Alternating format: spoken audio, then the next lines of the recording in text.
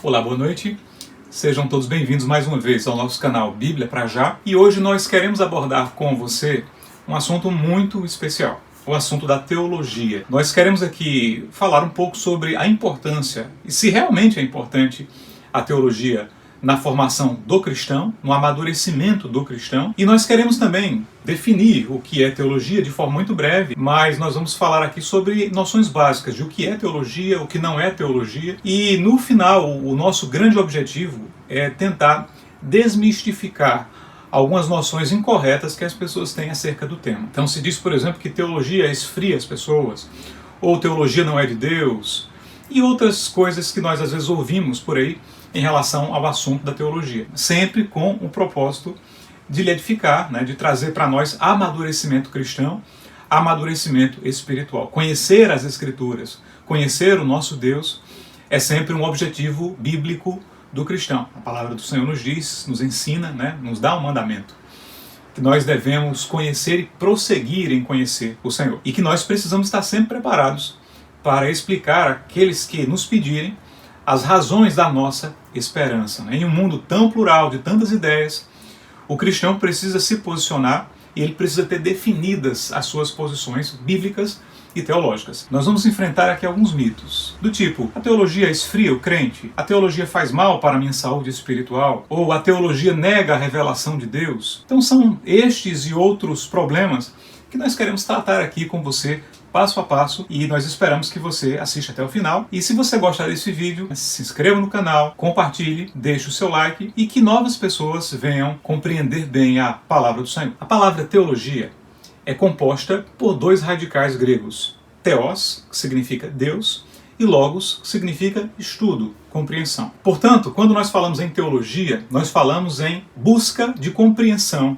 de Deus. Nós queremos conhecer o Senhor. Nós queremos conhecer as suas verdades, queremos conhecer os seus ensinos. E nós queremos conhecer a Deus, e a palavra nos manda buscar esse conhecimento. Nós precisamos conhecê-lo mais e mais. Nós precisamos nos deleitar nos mandamentos do Senhor, amá-lo, amar a sua lei. O Salmo 119 é um louvor à palavra de Deus, à vontade de Deus. E nós precisamos conhecê-lo mais e mais. Conhecer a sua revelação, conhecer a sua palavra. Portanto, quando nós falamos em teologia, nós estamos falando na busca da compreensão de Deus. Nós queremos conhecê-lo para amá-lo cada vez mais. Pois quanto mais nós conhecemos o Senhor, quanto mais nós aprofundamos os nossos estudos acerca do Senhor, quanto mais nós lemos a palavra, mais nós o adoramos e entendemos quão grande Ele é, quão excelso é o nosso Deus, quão grandes são as suas riquezas e quão insondáveis são os seus decretos. Aí eu pergunto a você: é errado buscar conhecer a Deus? Evidentemente não, porque a própria Bíblia nos dá esse mandamento. Nós precisamos conhecê-lo e prosseguir em conhecê-lo. O cristão está em busca de amadurecimento. E esse amadurecimento vem, evidentemente, a partir de oração, a partir de busca a Deus, mas ele também vem a partir da leitura da palavra, a partir do estudo da Bíblia, do estudo sistematizado das Escrituras. Esse estudo em si já é teologia.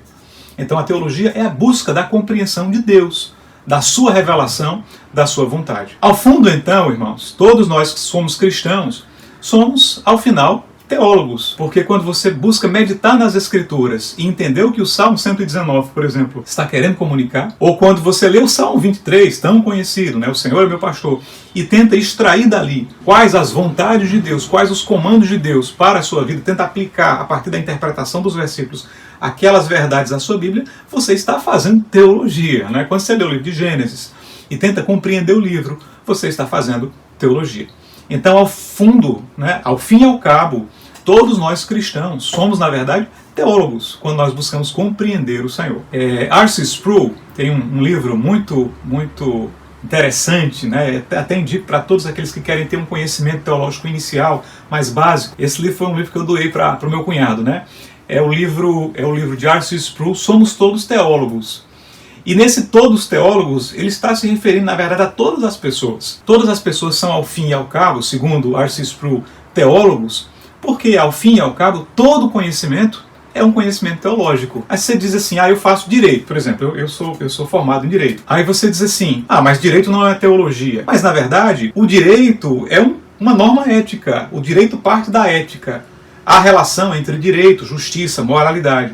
E todas essas noções, elas são noções, na verdade, teológicas, porque nós cremos que toda a fonte de moralidade e de justiça advém de Deus. Nós cremos, na verdade, que toda a fonte de moralidade e justiça advém de Deus. Então, quando eu estudo justiça, quando eu estudo moral, quando eu estudo ética, eu estou, na verdade, estudando um aspecto daquilo que deriva de Deus. Todo conhecimento é um conhecimento teológico. O biólogo, por exemplo, ao estudar as espécies, está, na verdade, exercendo um tipo de conhecimento teológico, porque as espécies, animais, vegetais, todas são alvo da criação de Deus, são obra de Deus. Então tudo que você estuda, tudo que você disseca, tudo que você analisa, sejam ciências exatas, sejam ciências humanas, são fruto da obra de Deus. Portanto, todo conhecimento, ao fim e ao cabo, é um conhecimento teológico. E é isso que vai dizer R.C. Sproul no livro Somos Todos Teólogos. Às vezes as pessoas diminuem a importância da teologia na igreja,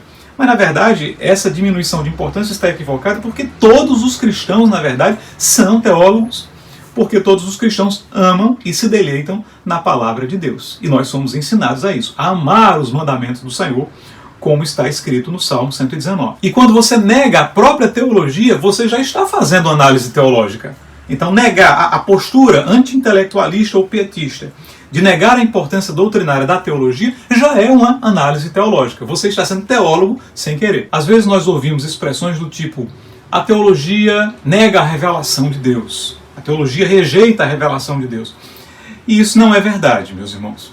Pelo contrário, a teologia tem como objeto de estudo uma teologia cristã. E nós estamos falando aqui de teologia cristã, né? De uma cosmovisão cristã, de uma visão de mundo cristão. Então, partindo do pressuposto de que nós somos cristãos, a nossa teologia ela tem como ponto de partida a revelação de Deus. Então, muito pelo contrário, você dizer assim que a teologia nega a revelação, isso não é verdade. A teologia ela tem como pressuposto para nós cristãos a revelação de Deus. Se você pegar qualquer livro de teologia, você vai ver que todo o livro de teologia tem como primeiro capítulo o capítulo Prolegômenos, ou Revelação de Deus. Então nós vamos estudar justamente a revelação de Deus, a Bíblia, a palavra como fonte de autoridade na vida da igreja. Eu tenho comigo aqui alguns livros de teologia, por exemplo. Tenho aqui o Wayne Grudem, um excelente teologia sistemática. E se você abre o primeiro capítulo de Wayne Grudem, você vai ver aqui que o primeiro capítulo é justamente esse, a doutrina da palavra de Deus. Você vai estudar as características da palavra de Deus, da revelação. Então, a teologia nega a revelação? De maneira alguma. Pelo contrário, a teologia lhe dá embasamento bíblico sobre a revelação. O que é a Bíblia? Quais são as características da Bíblia? A inerrância, a infalibilidade, dentre outras diversas características que cercam a palavra de Deus. A teologia ela não nega a revelação de Deus. Esse comentário de que a teologia negaria a revelação de Deus é um comentário falacioso e não reflete a realidade. O primeiro capítulo de estudo da teologia é justamente a bibliologia, o estudo da revelação de Deus, o estudo da Bíblia. A teologia saudável, cristã, ortodoxa, ela ama a revelação de Deus e ela tem como ponto de partida a revelação de Deus, que é a Bíblia. Geralmente quem faz esse tipo de colocação, pietista, né, o faz para dizer que ele tem a revelação, né, ou a sua denominação, geralmente algum tipo de denominação exclusivista e sectária, ele vai dizer que ele tem a revelação, né? E aí ele quer blindar você do conhecimento bíblico e teológico, porque se ele conseguir blindar você de ter acesso a fontes teológicas saudáveis, de ter acesso ao ensino teológico e bíblico sobre a revelação de Deus, sobre a Bíblia, logo no primeiro capítulo, ele vai ter a sua construção teológica herética desmantelada. Porque quem tem acesso mínimo a noções teológicas vai compreender claramente que a revelação de Deus que ele deixa para nós como fonte de salvação é a sua palavra, a Bíblia. Portanto, há interesse em grupos sectários e que se desviam da palavra de Deus em que você não tem acesso a essas fontes seguras, a essas fontes saudáveis, porque essas fontes vão lhe levar para a Bíblia, vão lhe levar para a palavra, né? Os sistemas religiosos fechados, heréticos, muitas vezes, eles criam ali uma bolha, né? Cercam você para que você não tenha acesso a esse tipo de conhecimento. E um dos artifícios que vai ser usado é exatamente esse: negar a importância do estudo teológico, negar a importância do ensino bíblico real. Então, a Bíblia, a pregação da palavra, a pregação expositiva, né? Porque a pregação expositiva ela vai explicar para você a Escritura Sagrada. A pregação expositiva, nesse tipo de doutrinação antiteológica, a pregação é negada. Geralmente esse tipo de líder eclesiástico vai negar a importância da pregação, vai negar a importância do ensino da pregação da palavra, e nós sabemos que a base fundamental de uma igreja, a base fundamental, a grande comissão que Cristo deixa para a sua igreja é exatamente essa: ide, pregai o evangelho, pregai a palavra a toda criatura. A teologia lhe dá condições para saber exatamente o que é a revelação de Deus e aquilo que não é revelação de Deus, mas são elementos humanos. A teologia lhe dá ferramentas para que você identifique com clareza o poder da revelação de Deus, que é a sua palavra. Uma teologia saudável, ela vai estar sempre ancorada e conectada à Bíblia. É evidente que quando nós falamos em conhecer Deus, a teologia é o conhecimento de Deus, nós não estamos querendo dizer que Deus pode ser colocado num laboratório, né, num microscópio, e analisado como se ele fosse um objeto de estudo científico. Isso é impossível, porque o nosso Deus é infinito. Nosso Deus não cabe em nenhum recipiente, né? Ele é incompreensível pela sua dimensão infinita. Então não há como você esgotar o conhecimento de Deus. Não há como você conhecer todos os seus aspectos, porque Deus é infinito. Como poderia um homem finito conhecer o Deus infinito? O objetivo da teologia não é compreender tudo sobre Deus, até porque há vontades de Deus que Ele não nos revelou. Deus nos revelou uma vontade clara nas Escrituras, né? Mas há também uma vontade de Deus que Ele não quis revelar através da palavra, é a chamada vontade secreta de Deus. Isso fica muito claro em Deuteronômio capítulo 29, versículo 29. Né? As coisas reveladas são para vós e para vossos filhos, mas as coisas escondidas pertencem ao Senhor. Então não há como nós compreendermos a Deus em sua plenitude, né? A teologia tem por objetivo conhecê-lo naquilo que Ele se revelou a nós. Mas ao mesmo tempo em que Ele é infinito, Ele é um Deus que se quer fazer conhecer. Ele não é um Deus que apenas fez as coisas, né? Fez um relógio, deu corda e saiu por aí, né? Como dizem, por exemplo, os agnósticos, os deístas. Não. O nosso Deus fez todas as coisas e Ele fez questão de deixar as suas impressões digitais em toda a criação. Toda a obra que Ele fez manifesta a sua glória. Os céus, diz a palavra do Senhor, manifestam a glória de Deus, o firmamento, as obras das suas mãos. Então tudo o que Ele fez tem a assinatura dele. Ele é um Deus que quis se revelar. Ele se revela através da natureza e Ele se revela de forma ainda mais especial através das Sagradas Escrituras. É porque Ele quer que nós o conheçamos. Ele deixou um livro para nós, para que nós o entendamos, para que nós o conheçamos, para que nós saibamos quem Ele é. O que é que nós estudamos então numa teologia sistemática? Depois eu vou explicar para vocês em outro vídeo as diferenças entre teologia sistemática, teologia bíblica e teologia histórica. Mas o que é que nós estudamos, por exemplo, numa teologia sistemática?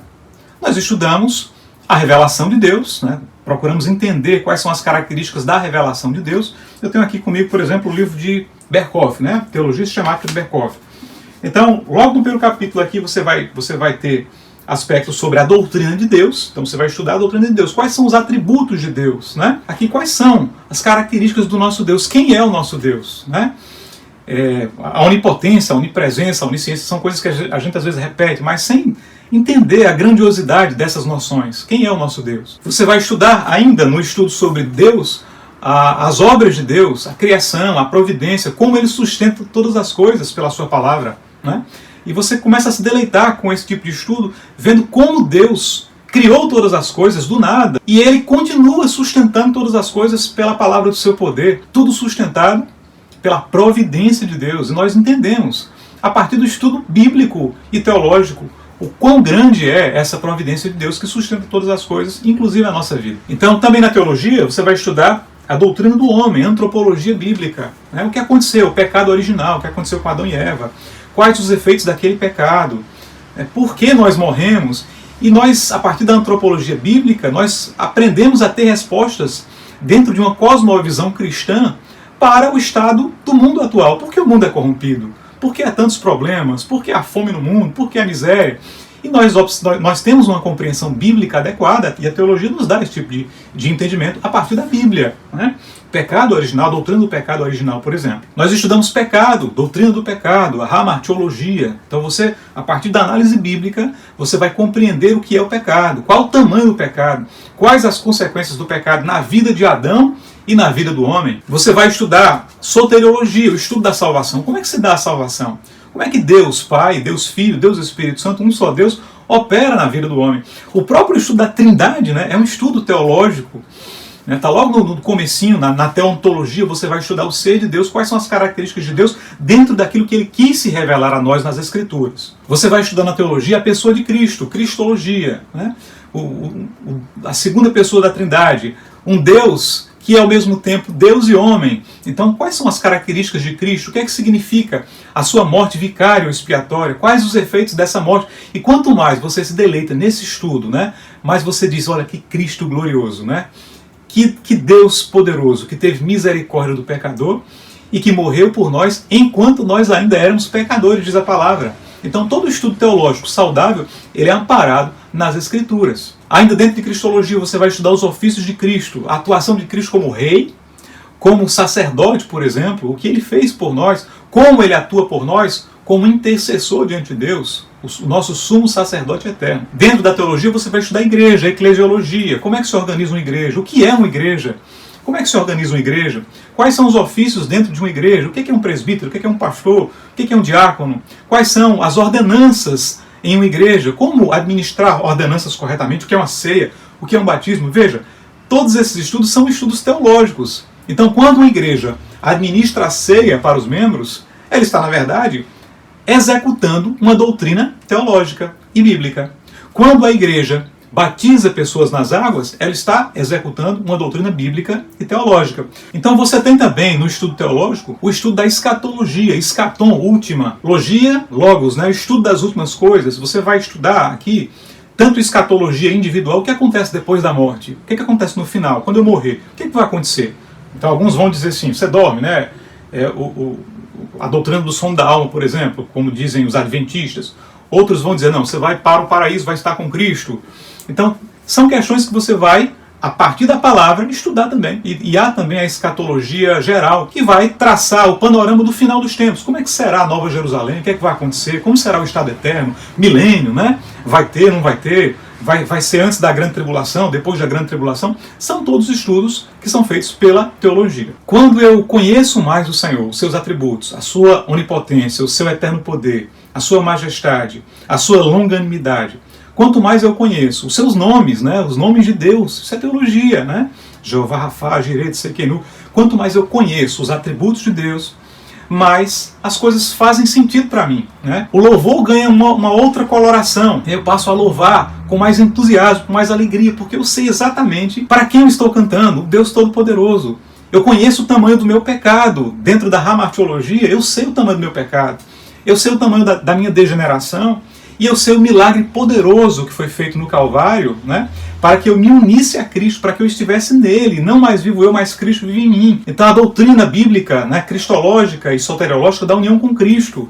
Quanto mais eu entendo Cristo, quanto mais eu entendo Deus, quanto mais eu compreendo o valor da palavra, quanto mais eu sei o que é a igreja, quanto mais eu busco conhecer a Deus, mais as coisas ganham sentido. Eu louvo com mais alegria. Pelo contrário, as pessoas dizem assim, teologia esfria. Não, uma teologia bíblica, verdadeira, piedosa, ela nos leva à humildade, ela nos leva a respeitar o nosso próximo. Você não deve conhecer a Deus para sentir maior do que o teu próximo. Eu conheço, então... Não, você, pelo contrário, quando você estuda uma teologia piedosa, bíblica, você é levado a entender que você é menor e que você é pequeno diante desse Deus Todo-Poderoso e de que você deve ter compaixão e amor em relação ao seu próximo. Orar passa a fazer muito mais sentido. Eu sei que esse Deus é tremendo, né? Eu sei que ele é um Deus imutável, mas ao mesmo tempo é um Deus que se move, né? São características de Deus, são atributos de Deus.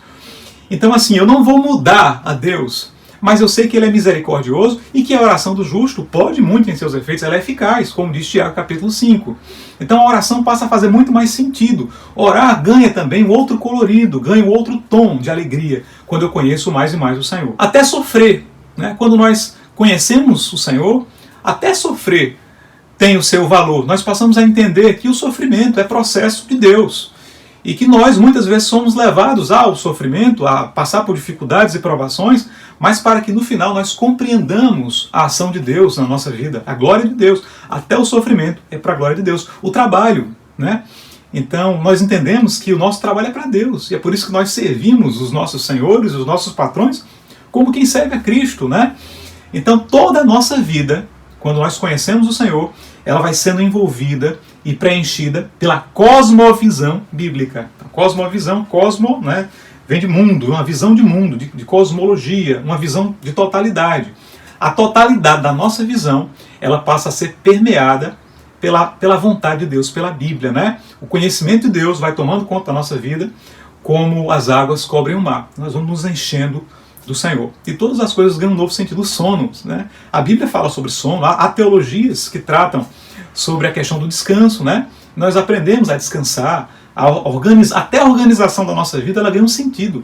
Quanto mais nós conhecemos a palavra do Senhor e nós avançamos em conhecê-lo. Estudar teologia, portanto, é errado? É evidente que não. Com esse pressuposto de que você quer conhecer o Senhor, de que você quer compreendê-lo mais e mais. Pelo contrário, a Bíblia diz que o povo perecia por falta de conhecimento. O conhecimento bíblico não é inimigo da graça, né? Então, às vezes as pessoas dizem assim, não, o que importa é a graça, o que importa é a graça.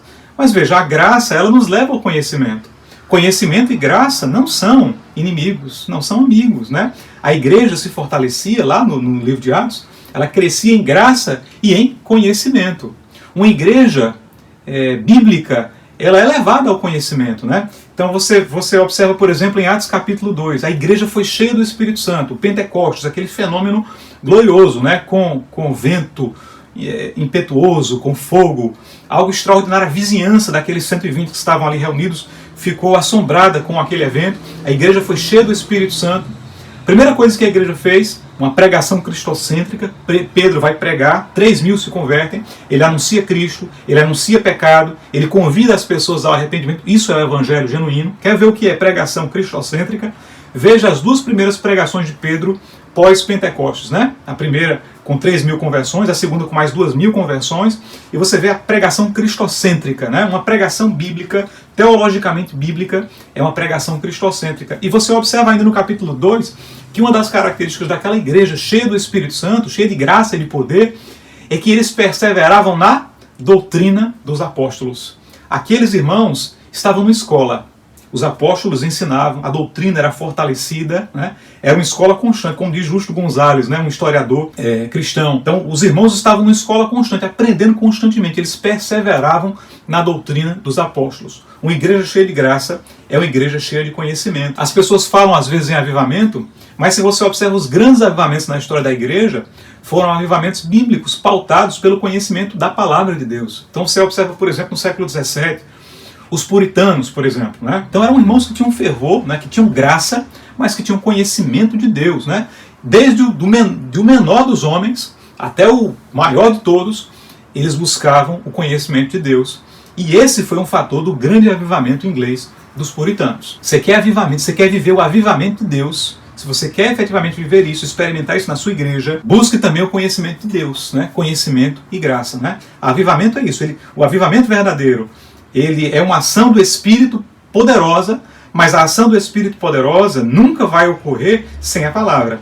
Porque o Espírito testifica da palavra, o Espírito testifica de Cristo. O Espírito não age sozinho, né? Não existe um avivamento em que o Espírito Santo opera a parte da palavra, em que o Espírito Santo opera a parte de Deus Pai e de Deus Filho, sozinho, fazendo um avivamento sozinho. Não.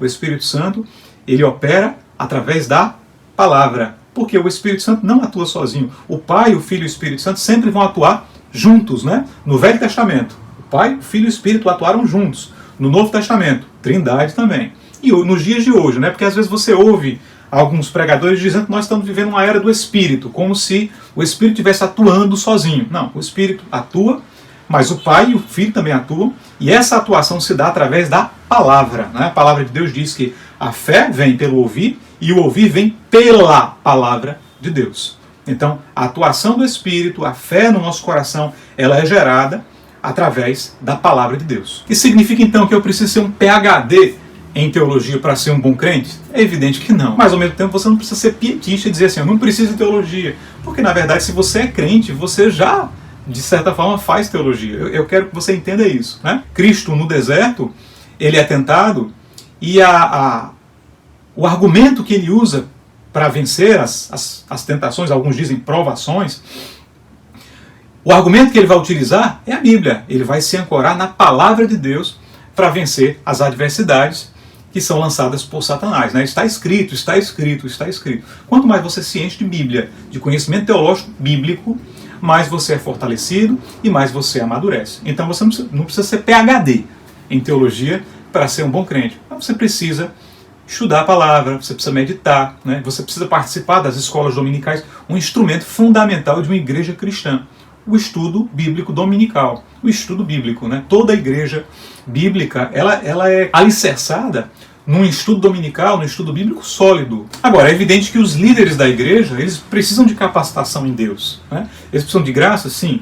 Ser homens cheios do Espírito Santo, é evidente. Mas também homens que manejam bem a palavra da verdade, como está escrito nas cartas pastorais de Paulo. Então, o líder bíblico, ele precisa estar ancorado na palavra, ele precisa ter uma formação, buscar uma formação teológica, precisa estudar a palavra. Como é que ele vai explicar para a igreja os atributos de Deus se ele não estudar, né? Então ele sim ele deve buscar mais e mais o conhecimento bíblico, para que a igreja seja conduzida, o rebanho seja conduzido de forma saudável, a partir de uma perspectiva teológica bíblica saudável. Meu povo, diz a palavra, perece por falta de conhecimento. Então você observa muitas vezes as igrejas abrindo aqui e ali, as pessoas até com boa vontade, mas as coisas não prosperam espiritualmente, não se gera verdadeiro discipulado, não se gera verdadeiro amadurecimento, e o pior, muitas vezes as pessoas enveredam por caminhos heréticos, de heresia, por falta de conhecimento bíblico, né? Não tem uma doutrina sólida sobre os atributos de Deus.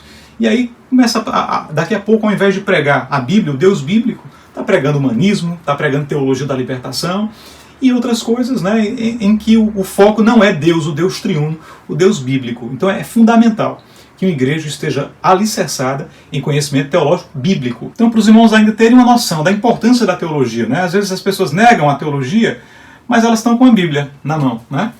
E a nossa Bíblia, por exemplo, a Bíblia traduzida em português, foi traduzida por um teólogo, né, o teólogo calvinista, que foi João Ferreira de Almeida.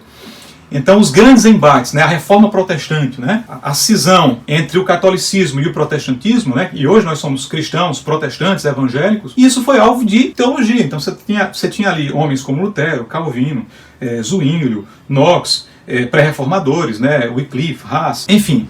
Ao longo da história, né, sempre houve homens de Deus cheios de boa teologia, cheios de bons ensinos amparados na palavra do Senhor. Então, um segundo mito que nós precisamos desfazer aqui: teologia esfria a igreja? De maneira nenhuma. Graça, fogo, né? O fogo da graça de Deus, ele não age dissociado do conhecimento de Deus. Então são duas coisas que andam juntas: o fogo do Espírito, a graça de Deus, e o conhecimento de Deus. A graça e conhecimento são irmãs. O conhecimento bíblico, ele aquece a igreja. E a partir disso, Deus opera os grandes avivamentos, os grandes milagres na vida da igreja. Como é que a teologia esfria a igreja? Se Deus usou tantos teólogos, homens cheios do Espírito e cheios do conhecimento da palavra, para que o conhecimento de Deus chegasse até nós, né? Incendiaram a igreja com uma mensagem bíblica e poderosa. A falta de teologia saudável é um fator de corrupção. As pessoas, elas vão corrompendo a verdade do Evangelho, vão diluindo a verdade do Evangelho, vão misturando o Evangelho, né, ortodoxo, no pluralismo de ideias, mas nós temos um evangelho que é absoluto, né? Uma verdade objetiva. E a boa teologia nos esclarece sobre o nosso dever em relação a essa verdade objetiva. Uma verdade imutável, uma verdade que não é plural. Nosso Deus é um Deus de sim, sim e de não, não. Quanto mais você compreende boa teologia, mais você é aquecido. Então a teologia não esfria a igreja. A biografia de Charles Spurgeon relata que todos os dias ele lia a Bíblia, ele fazia o seu devocional com Deus, né, para você saber que é importante. Tanto o conhecimento teológico quanto o devocional é importante. Então ele lia a palavra, ele fazia o seu devocional e todos os dias ele lia teologia. Então você vê, Charles Spurgeon, príncipe dos pregadores, um homem muito usado por Deus entre os britânicos, né, para trazer uma mensagem poderosa de avivamento para os britânicos. E Charles Spurgeon era, portanto, um teólogo bíblico. Agora eu faço uma pergunta para você. Toda teologia é boa?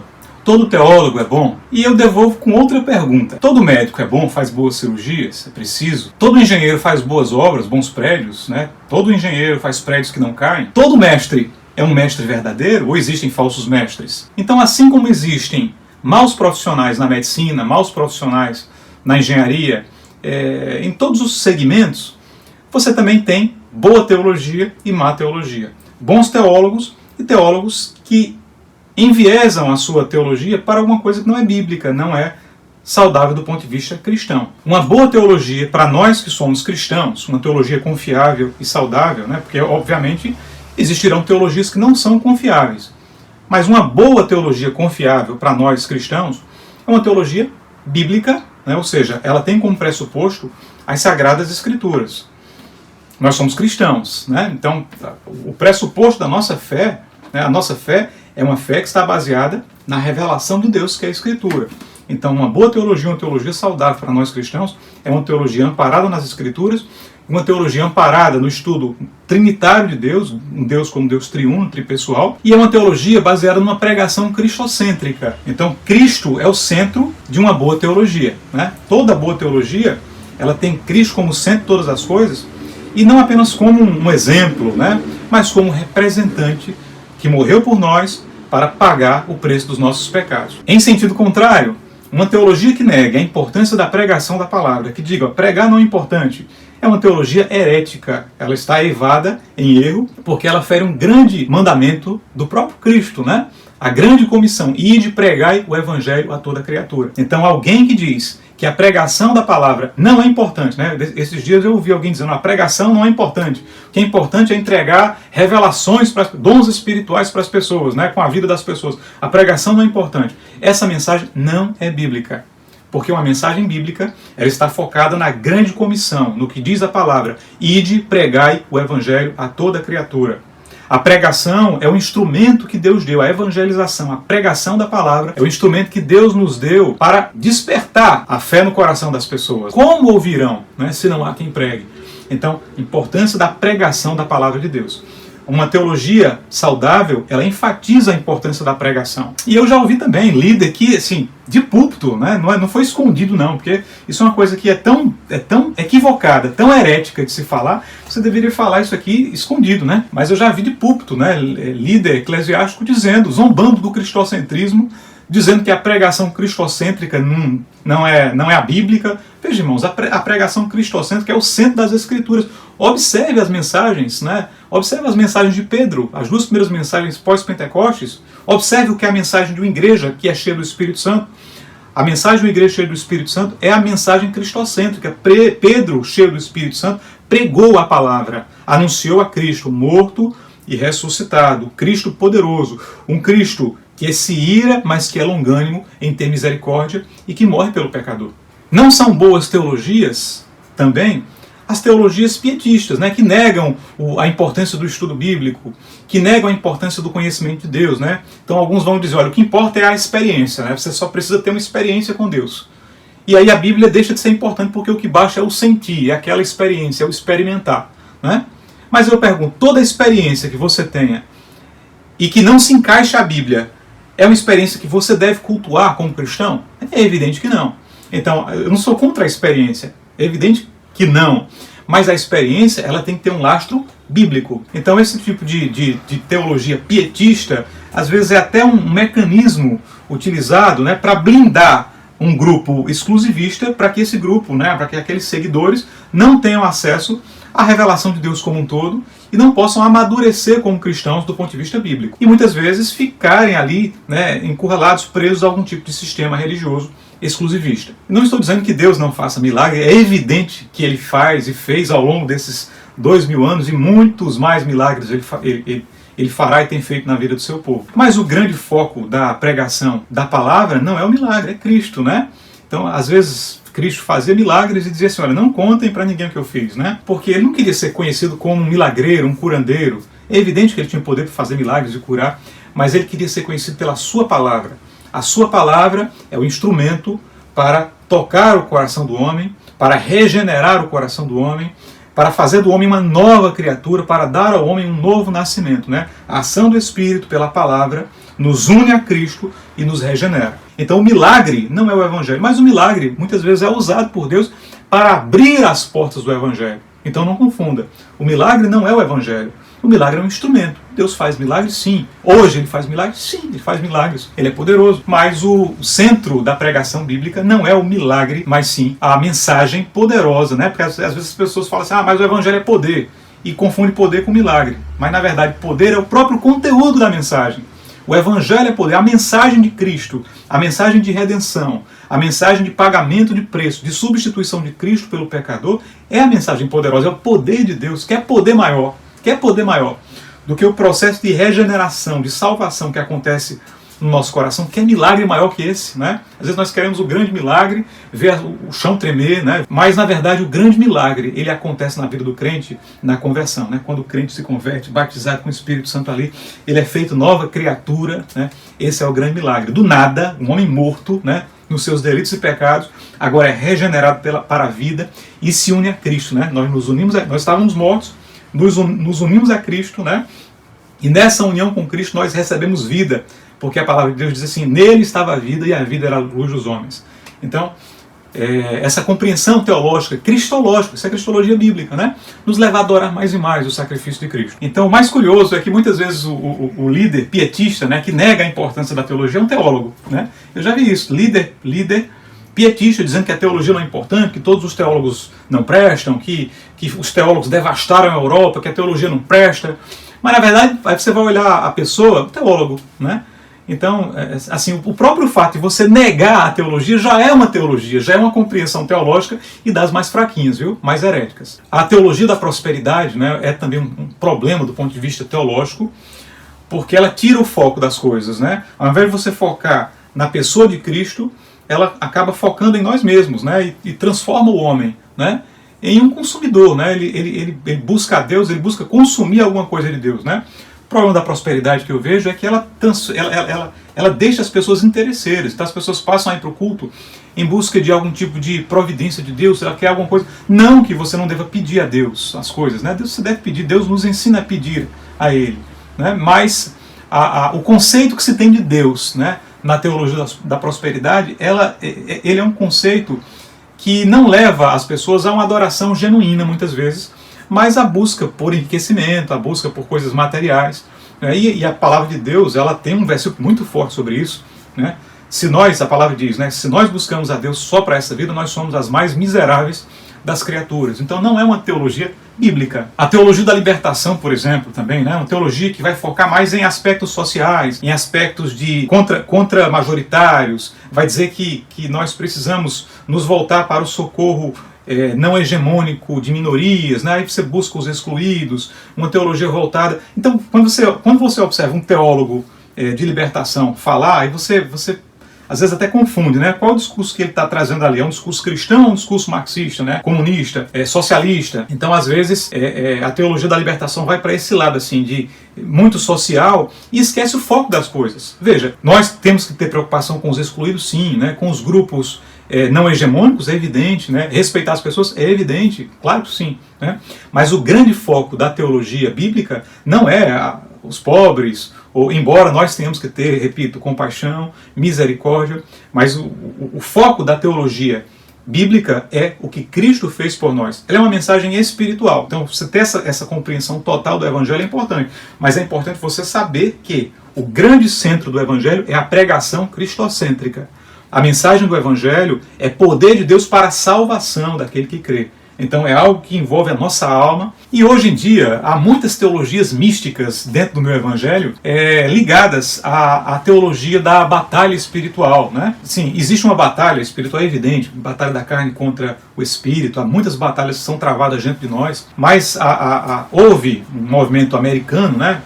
Há vários representantes desse movimento, Benny Hinn, e outros, né? Então houve aí uma teologia baseada em batalha espiritual que acabou trazendo para o nosso país muitos ensinos até místicos, né? De expulsão de demônio em relação a crente. A pessoa é crente, convertida e doutrinas relacionadas à expulsão de demônios, ministério específico de expulsão de demônio, chama de ministério equibalístico, doutrina da maldição hereditária, né? Como se na conversão todas as maldições não fossem quebradas, porque são quebradas em Cristo Jesus.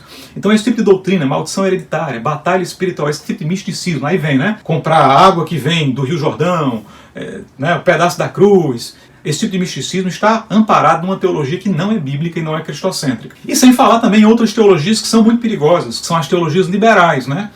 Então os teólogos liberais geralmente estão ligados à teologia da libertação, né? A esse tipo de construção teológica. Os teólogos liberais se caracterizam por negar os milagres, né? Eles negam o poder de Deus, eles negam o caráter divino de Jesus Cristo. Então eles estão em busca de conhecer Jesus. Se você perguntar a um teólogo liberal, você quer conhecer Jesus? Ele vai dizer sim, mas ele não quer conhecer o Jesus bíblico, o Jesus Deus, né? O Jesus que faz parte da Trindade, poderoso, né? O Jesus que sustenta todas as coisas pela força da sua palavra. Ele vai esvaziar esse tipo de versículo, né? E ele vai dizer que o Jesus é apenas um Jesus histórico e sem poder. Então ele vai negar os milagres de Cristo, ele vai negar o poder de Cristo, né? Ele vai dizer que aquilo foi uma linguagem figurada, ele vai dizer que Cristo não é um representante, ele vai diminuir o valor do sacrifício de Cristo, vai dizer que Cristo é só um bom exemplo a ser seguido, um exemplo moral, como foram Gandhi, Sócrates e outros filósofos, né? Então isso tudo é construção de teologia liberal. O que eu quero que você compreenda, meu irmão, é que existe teologia bíblica, né? Que na congregacional, na presbiteriana, em igrejas batistas, em Assembleias de Deus, em igreja metodista, igreja de Deus e tantas outras igrejas, né, bíblicas, os pastores eles estão bebendo de fontes teológicas bíblicas, né, de boa teologia, de teologia ortodoxa. Mas é evidente também que há diversas teologias aí circulando, né, teologia da prosperidade, teologia da libertação, teologias místicas relacionadas ao movimento de batalha espiritual, teologias liberais, e aí é preciso sempre ter cuidado com isso, né? E qual o filtro para isso? E a palavra nos ensina a identificar boas teologias.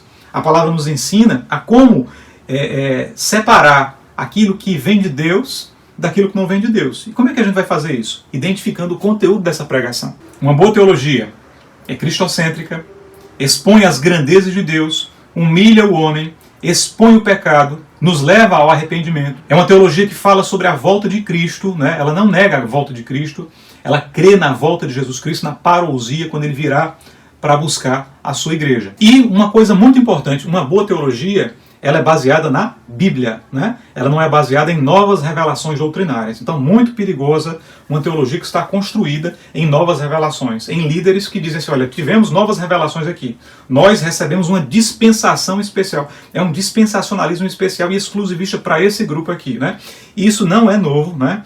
Ao longo da história, um grande exemplo foi Montano, né? Montano gerou um grupo de pessoas que dizia isso, que tinha novas revelações, que não bastavam as revelações apostólicas, mas que elas precisavam de novas revelações doutrinárias. E aí Montano trouxe novas revelações doutrinárias. E muito cuidado também com a generalização, né? Que diz assim, que toda teologia é igual, e não é igual, né?